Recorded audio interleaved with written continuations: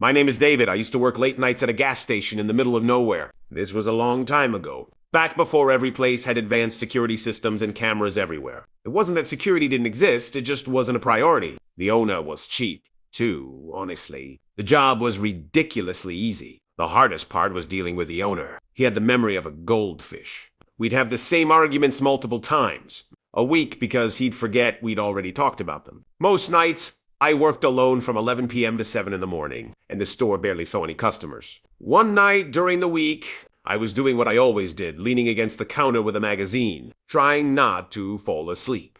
It was really late. I don't remember the exact time because all the hours at night blended together into one miserable stretch. The store was completely silent. The only sound was the faint buzzing of the old fluorescent lights. Then the front door chimed. I looked up and saw a man walking in. He was tall, looked to be in his 30s, and had an above-average build. My first thought was that he might be a former athlete, but when I looked closer, my brain froze. He was completely covered in blood. There was a massive splatter across his chest, with streaks on his face and arms. It was a cartoonish amount of blood, so much that my brain struggled to process it. It was one of those sights that doesn't fit into any normal category of experience. But what scared me the most were his eyes. They were empty. There was nothing behind them. What made it even worse was how normal he seemed. He looked calm, relaxed, almost bored, like it was just another night. It was as if he didn't even realize he was soaked in blood. I was frozen. I couldn't stop staring at him. Every time I tried to look away, my eyes snapped right back to his. He noticed. Then he smiled. Calmly, he said, "Don't worry. It's not my blood that did nothing to make me feel better." My mind immediately jumped to the worst conclusion: this guy had hurt someone. Maybe killed them, and I could be next. I forced myself to act normal. I nodded like he'd said something ordinary and buried my face back in the magazine. He walked through the aisles, grabbed a few items, and came up to the counter. I was surprised he didn't just steal them. I rang him up without making eye contact. It paid in cash, said nothing else, and left. As soon as I heard a car engine start in the parking lot, I grabbed the phone and called the police. I told him exactly what I had seen and explained that something was seriously wrong. I was mid-sentence when the door chimed again. My heart dropped. It was him. He looked furious. I hung up the phone immediately, but it was too late. He must have seen me through the window. He stormed up to the counter, demanding to know if I had called the police. I denied it, but he didn't believe me. He started yelling, cursing, and accusing me of lying. I raised my hands, trying to calm the situation, but it didn't help. His voice kept getting louder, and the emptiness in his eyes was replaced with pure rage. Then everything happened at once. He launched himself over the counter and tackled me to the ground. Within seconds, he was strangling me. I was fighting for my life. I had never been in a physical fight before, and I was convinced he was trying to kill me. I kicked, scratched, and bit anything to survive. Blood was everywhere, smearing my clothes and face. While we were struggling on the floor, I made a desperate move. I screamed that I had a gun and wasn't afraid to use it. It was a bluff, but it worked. He stopped, scrambled to his feet, and ran out of the store. I stayed on the ground for a long time, dazed and covered in blood. About 10 minutes later, the police arrived. When they saw my condition, they immediately went looking for him. I never heard back from them. There was nothing on the news either. To this day, it remains the most terrifying physical experience of my life. Okay? If you thought the first incident was crazy, I promise you, this one's worse. A few months after the first incident, I was still working at the same gas station, which was probably my first mistake, considering what had happened. But I needed the money. I also had convinced myself that the first incident was just a freak occurrence, a one-time thing that would never happen again. But that wasn't the case. It was another late night when the next thing happened. Looking back, the circumstances surrounding that night were almost identical to the first incident. It was late. I was alone in the store, bored, and everything felt exactly like before. Then a man walked in and immediately caught my eye. The first strange thing I noticed was that he was wearing a suit. And not just any suit, it looked expensive, dark gray, and perfectly tailored. He had no business being anywhere near a gas station past midnight dressed like that. My first thought was that he must have been coming from a wedding or some kind of corporate event. But even important people don't just stroll into isolated gas stations in fancy suits. That doesn't happen And I would know the guy didn't browse or glance at the aisles. He clearly wasn't hiding his intentions. Or maybe he just didn't care. Instead, he walked straight up to me. He didn't speak, didn't even look at me, and simply reached into his jacket pocket and pulled out a photograph. At first, I was completely confused, but when I looked down at the picture, I couldn't believe my eyes. It was a picture of that same man, the one who had come into the store covered in blood and tried to kill me months ago. The photo wasn't perfectly clear, but I was sure it was unmistakably him. I tried to hide my surprise, but I don't think I did a good job. My face was glued to the photo, but I could feel him watching me. He said nothing at first, and when I finally looked up, he just stared at me, like he was studying my face or reading my mind. I wasn't sure if he expected me to say something, so I stayed silent. It was painfully awkward. After a long, uncomfortable pause, he finally spoke. His voice was rough, almost like he had smoked a full pack of cigarettes. He asked me if I had ever seen that man before. I immediately said I hadn't.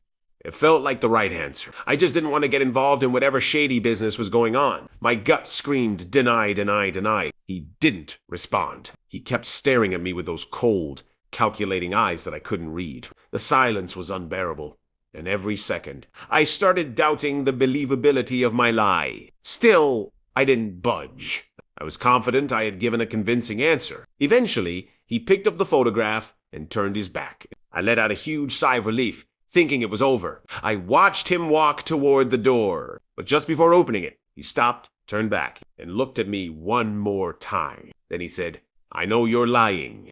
Before I could respond, he was gone. I was shocked. Being in that store alone didn't feel safe anymore, and I had no idea what to think. Who was that guy? How did he know about the first incident? Was he a cop, a detective, or something else entirely? Maybe connected to whatever that blood-covered man had been involved in? That thought terrified me. I quickly reasoned that if he had been an official, he would have revealed his identity, which could only mean bad news. I didn't call the police that night. Partly because I didn't know what I would even say, and partly because of the PTSD from my last experience calling the cops. Nothing happened for a while after that night, though I was shaken. Part of me kept expecting something else, but nothing did. A few weeks later, I started noticing the same silver SUV in different locations during my day. First, it was parked across the street from the gas station during my daytime shifts, which was normal enough. But then I saw it in the parking lot of the grocery store I went to, which felt strange. And once I saw it on my street, alarm bells went off. I'm not naturally paranoid, but seeing the same vehicle in several locations over 2 weeks starts to make you wonder. I had a feeling I knew who it was. I told myself that the next time I saw the car, I would call the police and report it discreetly. I was sure it was that man who had walked into the store in the suit. The worst part was not knowing how he had figured out where I lived. Somehow, he had tracked me down. I lived alone at the time, with no protection and no one to consult. For some reason, I convinced myself that things would blow over if I ignored it. Of course, that was a terrible approach. About 3 weeks after he first appeared, I was jerked awake in the middle of the night by the sound of glass shattering. My first reaction wasn't to freeze or flee, it was to fight. I grabbed the baseball bat I kept under my bed and ran into the living room. There was no one there, which I confirmed after a few minutes because the house was small. But there was something. Sitting in the middle of the living room floor, surrounded by broken glass, was a rock. Just a plain rock, about the size of a fist. No note was attached, but I understood the message. In that moment, I realized I couldn't do this anymore. That man had clearly been stalking me, and he was involved in something awful, trying to send me a message. I didn't know what, but I knew I wanted no part of it. I quit my job the next day and started looking for other places to live. Within a little over a month, I found a nondescript apartment a few towns over. That was good enough. In that time, I never saw the SUV again, and I finally felt at peace. Eventually, I moved again, even out of state, and that was it. Even now, I still think about both experiences from time to time, though the first encounter was probably more life-threatening. It's the second one, the stalking, that gets to me. I never figured out why someone would go through so much effort. Stalking, harassment, intimidation. Just because I had called the cops on someone covered in blood? The only explanation I can think of is that he somehow thought I had a connection to that first man. Maybe sheltering him. It's been years, and I've accepted that I'll probably never know the full truth behind what happened. This happened about 8 months ago, the night in question. I was heading back from a job site about 3 hours from my house. Primera la luz. Ese bit, the job had taken longer than expected, and I didn't have the amount of caffeine in my system such exhausting work required. By the time I got back on the road, it was already past 10.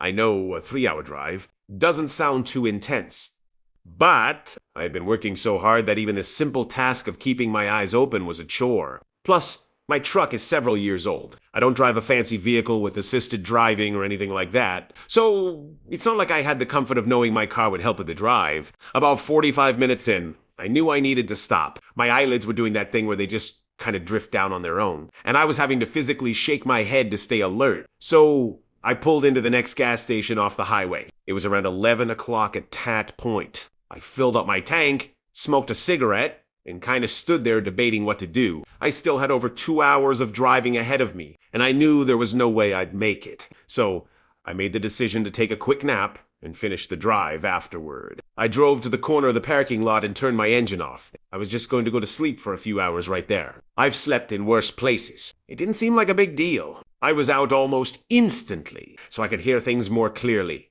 There was this faint thumping sound coming from somewhere behind me. I turned around a few times, but didn't see any loose items bouncing around in the back seat or anything like that. I figured it was just something shifting around in the truck bed. One of my tools. Maybe. Beyond speculating, there wasn't much else I could do. The situation didn't really warrant me pulling over, so I made a mental note to check it when I got back home, and I kept driving. The sounds continued, though. It actually started to bother me, and I ended up cranking the radio to drown it out. At one point, I slammed my hand against the hood of the truck and cursed out of frustration. Strangely, that seemed to work. For maybe 10 minutes after that, things were quiet. I was relieved. Not because the noise was worrying me, but because it was genuinely ticking me off. The adrenaline from getting so worked up had woken me up a bit more, which was a good thing. But that increased alertness also cleared some of the brain fog, and I started thinking about how odd it was for a sound being made by an inanimate object to stop so abruptly as a result of my outburst.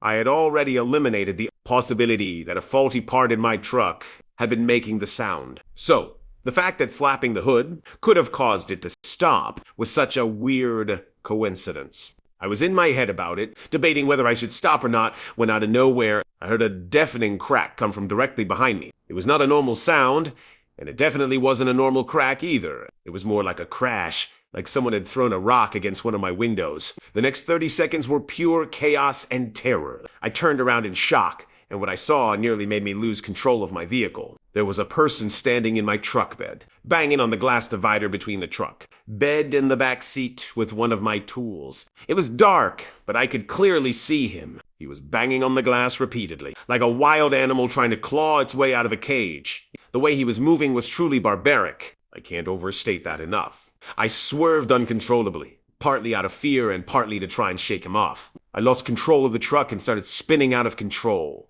I genuinely thought I was going to flip. But all I could think about was the maniac who was trying to smash his way through the glass. I somehow managed to wrestle the truck back under control, and I skidded to a halt, halfway between the right lane and the shoulder. I was too disoriented and terrified to think about how lucky I had been to avoid a wreck. And the moment my head stopped spinning, I ripped off my seatbelt. I don't know what came over me. I'm not the bravest person, and I wasn't armed, but I knew I wanted to do something. I couldn't just sit there. I had to confront the psycho in the truck bed if he was even still there. I threw the door open and ran around the truck. As I was approaching the truck bed, I saw a man in a hoodie climbing out. He jumped onto the ground and started running for the tree line, off the side of the highway. I chased him for a few seconds before realizing that was a terrible decision. It was pitch black out there. I had no idea if he was armed, and we were completely alone.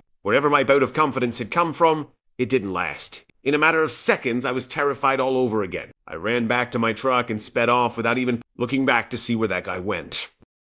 I drove for a little while and then pulled over, again to inspect the damage to my truck. My brain was genuinely in shock. I couldn't think straight, and I started to feel what I can only describe as a panic attack. I calmed myself down and got out of the truck. The glass divider was destroyed. It wasn't completely shattered, but there were so many cracks in it that one more forceful impact would have taken it out. I climbed into the bed of my truck to see what he had been hitting the glass with, but something caught my attention before I could even figure it out. There was a foreign object in there that I didn't recognize. It definitely wasn't a tool. It took me a few seconds to realize what I was looking at. It was a trash bag. It was wrapped over on itself.